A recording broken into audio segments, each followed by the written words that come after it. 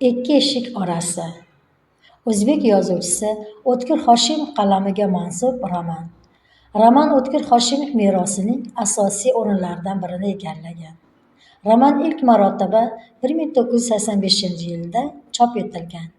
Asarda insonlar taqdiri va inson umrining murakkabligini mahorat bilan tasvirlagan. Adib birinchi navbatda tinchlikka rahna solgan urushni tilga oladi. Ayniqsa, urush voqealarining har bir ota-ona qalbini jarohatlagani, ko'ngillariga ozor yetkazgani romanning umuminsoniy pafosini tashkil etadi. Adib qalamga olgan obrazlari oddiy odamlarning fazilatlari, mardligi, matonati, vatanparvarligi va sabr-bardoshi haqida so'zlaydi. Ikki eshik orasi romanidagi Orif Oqsoqol, Husan Do'ma, Komil tabib kabi obrazlarni yoritib bergan.